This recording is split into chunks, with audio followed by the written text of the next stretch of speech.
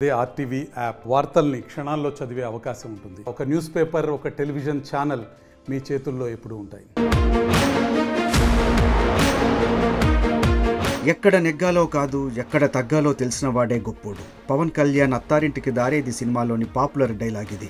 రియాలిటీలోనూ ఈ డైలాగ్ పవన్ కు సరిగ్గా సరిపోతుంది. ఏపీలో ప్రభుత్వ వ్యతిరేక ఓటు చీలనివ్వను అని శపథం చేసిన పవన్ పొత్తు కోసం 4 అడుగులు వెనక్కి తగ్గారు. వైసీపీ వ్యతిరేక ఓటుని చీలనివ్వకుండా అందరం ఒకే మాట మీద నిలబడి ఎక్కడైతే భారతీయ జనతా పార్టీ అభ్యర్థులు ఉన్నారో వారికి మన సంపూర్ణ బలం టీడీపీ జనసేన బలం ఇవ్వడం, అలాగే టీడీపీ ఎక్కడైతే నిలబడిందో సంపూర్ణంగా జనసేన బీజేపీ మద్దతుదారులు, జన సైనికులు, కార్యకర్తలు, బీజేపీ కార్యకర్తలు అందరూ మద్దతు ఇవ్వడం.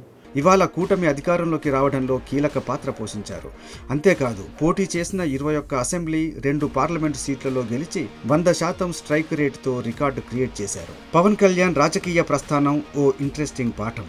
ఆయన జీవితంలో ఎన్నో అవరోధాలు, ఎన్నో చీత్కారాలు, ఎన్నో ఒడిదుడుకులు, కానీ ఎక్కడా పట్టు కోల్పోలేదు. అన్నింటినీ తట్టుకొని బలంగా నిలబడ్డారు. ఇవాళ ఎంతో మందికి మార్గదర్శకంగా నిలిచారు.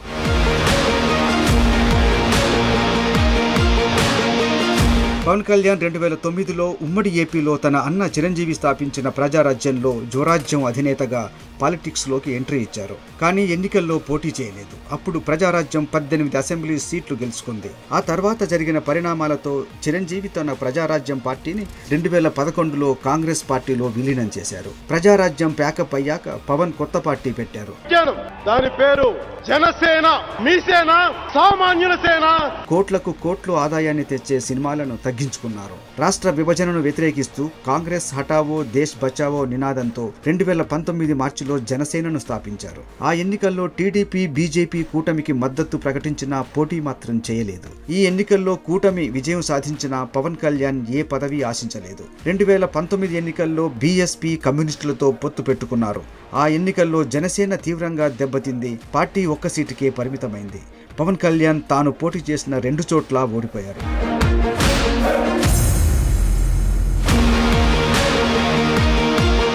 2014 నుంచి 2024 ఈ 10 ఏళ్లు పార్టీని నడిపే క్రమంలో ఎన్నో ఒడిదొడుకులు ఎదుర్కొన్నారు పవన్ కళ్యాణ్. పవన్ పడని మాట లేదు, జరగని అవమానం లేదు. అన్నలాగే పార్టీని విలీనం చేస్తారని, ప్యాకేజ్ స్టార్ అని, నిలకడ లేని వ్యక్తి అని, సిద్ధాంతం లేదని, నిత్య పెళ్లి కొడుకని ఇలా ఎన్నో విమర్శలు. కానీ కట్ చేస్తే పిఠాపురంలో పవన్ కళ్యాణ్ బంపర్ మెజార్టీతో ఎమ్మెల్యేగా గెలిచారు.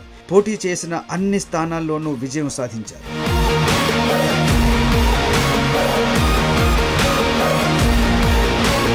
పోటీ చేసిన 21 అసెంబ్లీ, 2 పార్లమెంటు స్థానాల్లోనూ జనసేన బంపర్ మెజారిటీతో విక్టరీ కొట్టింది. ఏపీలో కూటమి అధికారంలోకి రావడంలో, మోడీ 3వ ప్రధాని కావడంలో పవన్ కళ్యాణ్ పాత్ర కీలకం.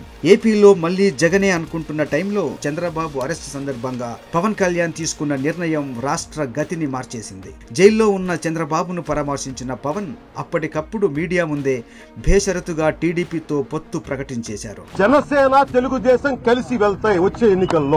బీజేపీతో కలిసి కూటమి ఏర్పాటులోనూ కీలక భూమిక పోషించారు. అంతేకాదు బీజేపీ, టీడీపీల కోసం తన సీట్లను సైతం త్యాగం చేశారు.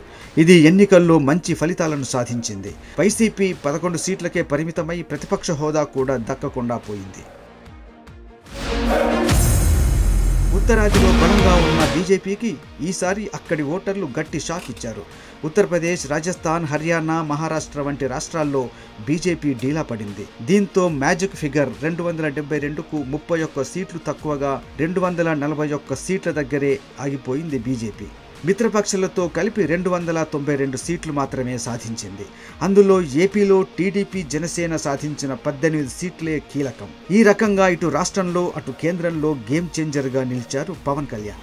జై ఆంధ్ర, జై భారత్, జై